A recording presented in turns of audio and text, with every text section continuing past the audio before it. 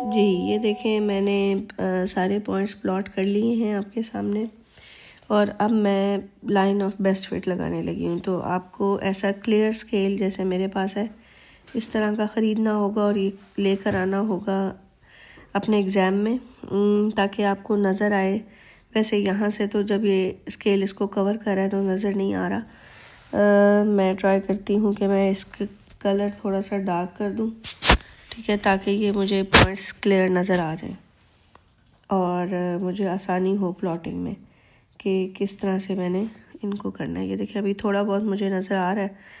तो ये ऐसे होना चाहिए कि पॉइंट्स मैक्सिमम पॉइंट्स लाइन पर हों और जो रह जाएं वो क्लोजेस्ट टू द लाइन हो। तो आई थिंक सो जो इस वक्त हमारा स्केल जिस तरह से पड़ा हुआ है तो इस लिहाज से आई थिंक सो कि ये बेस्ट फिट लाइन है। तो मैं रेड कलर से लाइन चूज़ कर लेती हूँ, लगा लेते हैं लाइन और फिर बाद में चेक करते हैं। ये देखें जी इसके ऊपर तकरीबन 3 पॉइंट्स लाइन पर आ रहे हैं और 2 लेफ़्ट हैंड साइड पे और 2 राइट हैंड साइड पे। तो आई थिंक सो कि ये बेस्ट फिट लाइन है। और अब एक चीज़ और आपको इसके बारे में बताऊं कि ये जो है पॉइंट हमारा all points in the table at least 5 must be plotted, trend must be correct. ये तो ज़ाहिर ट्रेंड यानी कि मतलब ये कि इंक्रीजिंग ग्राफ मतलब ये कि ग्रेडियंट पॉजिटिव हो या ग्रेडियंट नेगेटिव हो, ये इस पे ज़ाहिर ट्रेंड इस पे डिपेंड कर रहा होगा।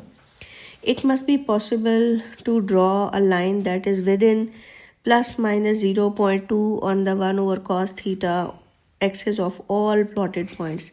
ये क्वालिटी का नंबर है जो मैं आपसे बार बार कहती रहती हूँ कि अगर आपने अच्छी प्लॉटिंग की होगी तो आपका ये मार्क, यानी अगर आपकी ये चीज़ ठीक होगी तो तब आपको ये वाला मार्क मिलेगा। अगर ये वाली चीज़ आखिरी पॉइंट आपका ये वाला पॉइंट आपका ठीक नहीं होता तो ये नंबर आपको नहीं मिलने वाला, जो कि ज़ाहिर एक्यूरेसी पे डिपेंड करता है।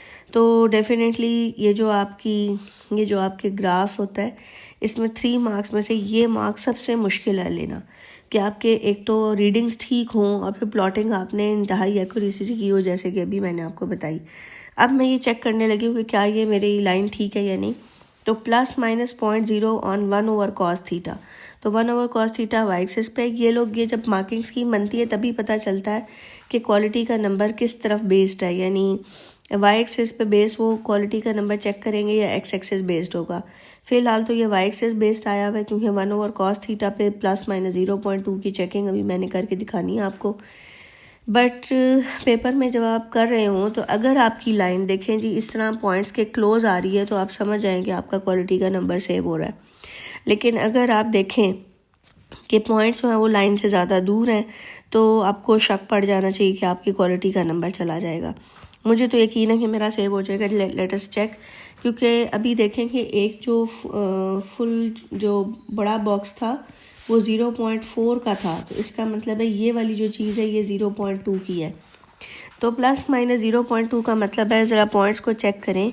ये मेरा जो सबसे ज़्यादा दूर पॉइंट है वो ये देखें कितना दूर है इससे, यानी ये एक पूरा डब्बा 0.2 बनता है, ठीक है। और ये ज़रा चेक करें ये वाला, यानी ये प्लस 0.2 यानी ये मेरी लाइन से 0.2 ऊपर है, बल्कि उससे कम ऊपर है।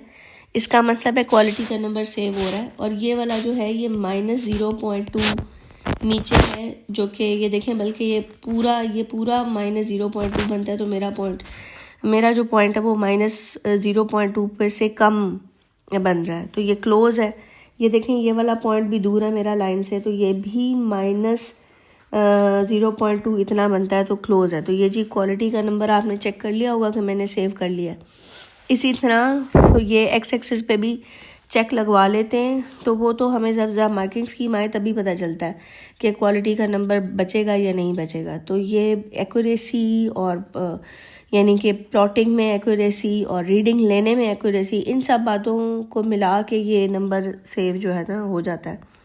तो आपने समझ लिया कि कैसे चेकिंग करनी है कि 1 ओवर कॉस थीटा एक्सिस पे प्लस माइनस 0.2 यानी कि आपके पॉइंट जो लाइन से ऊपर हैं या लाइन से नीचे हैं तो उनको प्लस 0.2 या माइनस 0.2 की हद तक नीचे होना चाहिए। अगर मेरा ये पॉइंट थोड़ा और ऊपर होता, मतलब कि फ़र्ज़ करें कि ये पॉइंट मेरा यहाँ होता, तो फिर ये आप देख सकते थे, यार एक मिनट ठहरें, ये इस तरह से नहीं, मैं इसको और दूर बना लेती हूँ ताकि आपको क्लियरली समझ आ जाए कि ये फ़र्ज़ करें कि ये पॉइंट इतना दूर होता, फिर देखें ये ज़रा ज़्यादा दूर हो जाना था, यानी ये 0 + 0.2 की रेंज से ज़्यादा हो जाना था, तो फिर ये नंबर मुझे ना मिलता। Are you understanding? तो इस तरह से पॉइंट्स की दूरी जो है वो हमें बता देती है कि क्वालिटी का नंबर मिलेगा या नहीं मिलेगा।